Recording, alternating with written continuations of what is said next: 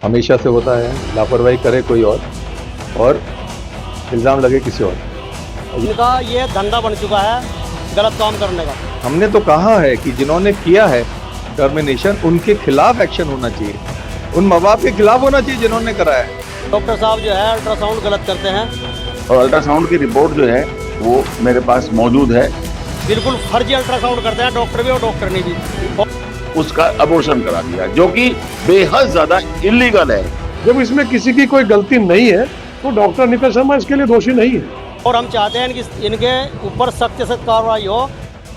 जनपद मुजफ्फरनगर के सदर बाजार में एक प्राइवेट अस्पताल में गलत अल्ट्रासाउंड रिपोर्ट देने के बाद बच्चे की मौत के मामले में नया मोड़ आ गया है। पीड़ितों के हंगामे के मामले में आईएमए की टीम ने अपना स्पष्टीकरण किया है और पूरे मामले की जांच की बात कही है। दरअसल सदर बाजार स्थित डॉक्टर हेमंत कुमार के आशीर्वाद हॉस्पिटल पर जानसठ क्षेत्र के पीड़ितों द्वारा डॉक्टर पर अल्ट्रासाउंड में गलत जानकारी देने के आरोप में हंगामा करते हुए अस्पताल पर ताला लगा दिया गया था। पीड़ितों ने थाना सिविल लाइन में हॉस्पिटल के खिलाफ कड़ी कार्रवाई की मांग करते हुए तहरीर दी थी।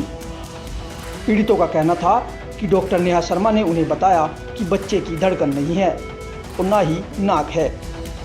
3 बार अल्ट्रासाउंड कराया गया, तीनों बार यही रिपोर्ट परिजनों को दी गई, जिसके बाद परिजनों ने खतौली में स्थित एक निजी अस्पताल में ऑपरेशन कराया, जिसमें बच्चे की धड़कन भी पाई गई और नाक भी मिली।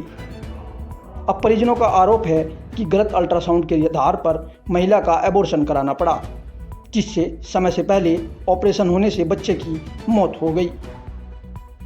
परिजनों ने मांग की थी कि अस्पताल के मालिक के खिलाफ हत्या का मुकदमा दर्ज हो, साथ ही अस्पताल सेल होना चाहिए।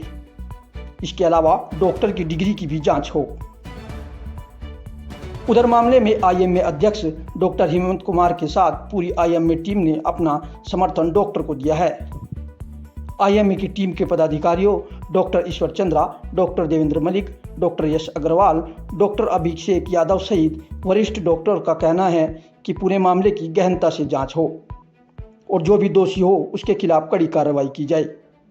आईएमए ने कहा कि डॉक्टर हेमंत कुमार निर्दोष है। हम पुलिस की जांच में पूरी सहयोग करेंगे। मुजफ्फरनगर से संजीव कुमार की रिपोर्ट। हमेशा से होता है, लापरवाही करे कोई और इल्ज़ाम लगे किसी और पे। और ये भी एक उसी तरह का किस्सा है। अल्ट्रासाउंड होता है, बायोमार्कर्स होते हैं, ये सब टेस्ट होने चाहिए जो सरकार की तरफ से भी मान्यता प्राप्त है।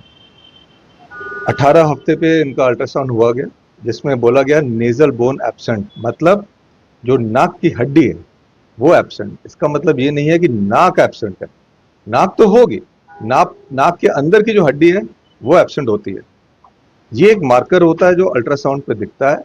तो वो सबसे जो स्ट्रॉन्ग मार्कर होता है वही होता है एमनियोसेंटेसिस, जिसमें जैसे पहले भी बताया कि जो माँ के पेट में जो बच्चे के चारों तरफ जो फ्लूइड होता है, एमनियोटिक फ्लूइड, उसको निकाल के उसका टेस्ट किया जाता है। उत्तर प्रदेश के जनपद मुजफ्फरनगर की तब जाके क्लियर होता है, उसके बाद ही डिसीजन होता है कि इसको टर्मिनेट करनी है प्रेगनेंसी को ऑपरेशन के दौरान या नहीं करनी है। ये सारी चीजें उनको बताई गई, कोई प्रोटोकॉल फॉलो नहीं किया गया।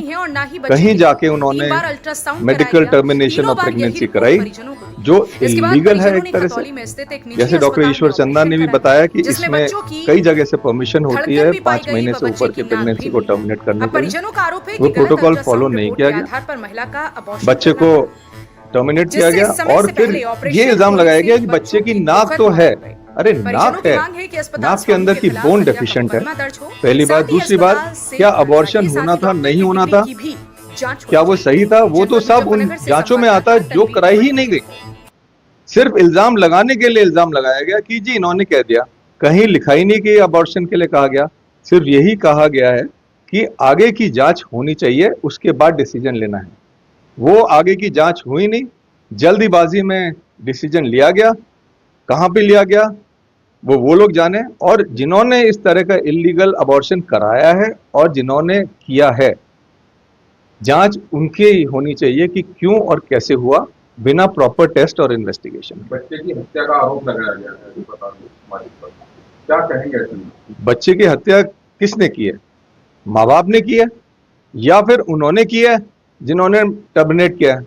अल्ट्रासाउंड करके तो किसी की हत्या नहीं हुई ना, और अल्ट्रासाउंड में कहीं नहीं लिखा हुआ कि इस जांच के बाद टर्मिनेट होनी चाहिए प्रेगनेंसी। सदर बाजार में एक जांच में साफ लिखा हुआ है आगे की जांच होनी चाहिए, आगे की जांच हुई नहीं।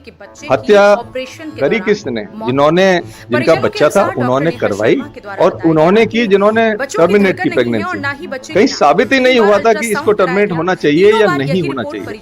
तो बिल्कुल सही बात है, हत्या तो हुई है, लेकिन करी किसने है ये देखना जरूरी है, माँ बाप ने और करने वालों ने जिन्होंने टर्मिनेट की प्रेगनेंसी। अब परिजनों का आरोप है कि आईएमए का बिल्कुल क्लियर स्टैंड है कि जो सही है वो सही है। एक मेडिकल बोर्ड गठित होना चाहिए, मेडिकल बोर्ड के सामने जो जितने तथ्य हैं वो पेश किए जाएंगे, और जो भी डिसीजन लिया जाएगा मेडिकल बोर्ड का हमें मंजूर है। की डिग्री की भी जांच होनी चाहिए। जनपद मुजफ्फरनगर से संवाददाता तनवीर मलिक की रिपोर्ट। बिल्कुल एक्शन होना चाहिए। ये तो पुलिस को इन्वेस्टिगेशन का मामला है ना। जब एक तथ्य सामने आया है, हमने तो कहा है कि जिन्होंने किया है टर्मिनेशन उनके खिलाफ एक्शन होना चाहिए, उन माँ बाप के खिलाफ होना चाहिए जिन्होंने कराया है। ये दोनों लोग हैं, दोषी हैं जिसमें हैं। हम कैसे दोषी हो सकते हैं एक रिपोर्ट देने में? कहीं लिखा ही नहीं कि टर्मिनेशन। ऊपर से वो कहते हैं कि हमने कहा है। मुंह जबानी बात किसी की कोई कीमत नहीं रखती। कोई कुछ भी कह सकता है, लिखित में अगर हमने कहा है तो हमारी गलती है, हमें दिखा दो। एक लेडी जो एक गांव से आई थी यहाँ पर, 18 हफ्ते का उन्होंने अल्ट्रासाउंड के लिए उन्होंने यहाँ पर अल्ट्रासाउंड कराया था।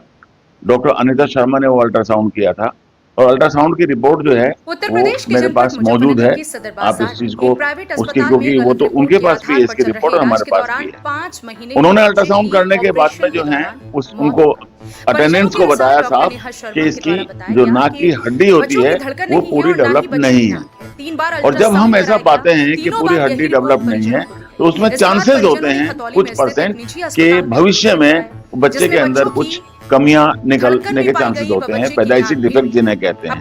तो उसको ये एडवाइस किया गया कि इसको 1 हफ्ते के बाद रिव्यू करेंगे, और 1 हफ्ते के बाद में भी अगर ये हड्डी नहीं बनना सामने आती है तो फिर हम इसको फर्दर जो इसके आगे के इन्वेस्टिगेशन हैं वो इसमें किए जाएंगे, जिसमें लेवल 2 अल्ट्रासाउंड भी है और कुछ मार्कर्स होते हैं अलग अलग हफ्तों के, वो मार्कर्स जो हैं इसको किए जाएंगे, और तब ये पता लगेगा। और अल्टीमेटली हाँ, जो लेडी डॉक्टर का रोल आएगा यहाँ पर, जो अल्टीमेटली जो है फिर लास्ट टेस्ट होगा वो होता है इस तरह के डिफेक्ट के लिए जो फ्लूइड होता है जो पेट में गर्भ में जिसमें बच्चा रहता है, जिसे एमनियोटिक फ्लूइड कहते हैं, उसका टेस्ट होता है। उससे ये 99.99% जो है ये पता लग जाता है एक बार, एमनियोसेंटेसिस कहते हैं उसको। और अब सबसे बड़ी बात ये आती है कि जब इसको ये एडवाइस किया गया था कि इसके बाद में आप जो है एडवांस अल्ट्रासाउंड कराइएगा, जिसको लेवल 2 कहते हैं, और उसके बाद में फिर आगे बढ़ेंगे, लेडी डॉक्टर डिसाइड करेंगे। इन लोगों ने क्या किया कि एक क्वैक के पास जाके कहीं पर उसका अबॉर्शन करा दिया, जो कि बेहद ज्यादा इलीगल है। एक मिड टर्म अबॉर्शन जो है 5.5 महीने के बच्चे का अबॉर्शन कोई भी क्वालिफाइड आदमी भी, लेडी भी नहीं कर सकती, लेडी डॉक्टर। उसके करने के लिए भी कम से कम 2 सीनियर ऑब्स्टेट्रिशियंस का ओपिनियन और साथ में सीएमओ की कंसेंट और विद कोर्ट से लीगल डॉक्यूमेंट्स वगैरह सब कराने के बाद में ही इसका अबॉर्शन किया जा सकता था। अगर ये कंफर्म हो जाता जो मैंने आपको बताया है। अब बात यह जाती है कि हंगामा तो उन्होंने कर दिया यहाँ पर, जबकि उन्हें कुछ नहीं पता इस चीज के बारे में। और सबसे बड़ी गलती तो मैं मानता हूँ यहाँ पर कि जिसने इसका अबॉर्शन किया है वो इलीगल है, और उसके खिलाफ बहुत ही कड़े से कड़ा एक्शन होना चाहिए। हमारे मेंबर डॉक्टर अनिता शर्मा का इसमें कहीं से कहीं तक कोई दोष नहीं है। कल जो ये वाकया यहाँ आशीर्वाद हॉस्पिटल पे हुआ है तो उसके बारे में यही कहना चाहूँगा, क्योंकि यहाँ तो सिर्फ इन्होंने एक तो अल्ट्रासाउंड कराया है, वो 15 हफ्ते पे कराया है, और उसमें उसको ये बताया गया कि उसकी नाक की हड्डी, नाक नहीं, सिर्फ हड्डी अभी डेवलप नहीं हुई, जिसको हम ऑसिफिकेशन ऑफ नेजल बोन बोलते हैं। तो वो बताया गया उसको, और फिर उसको सलाह दी गई कि अपने किसी गायनिकोलॉजिस्ट, लेडी डॉक्टर्स की सलाह लें और उनसे फर्दर आप जो है एडवाइस करें। और इस बार 1 हफ्ते और 2 हफ्ते के बीच में दोबारा आके इसको रिव्यू करा लें।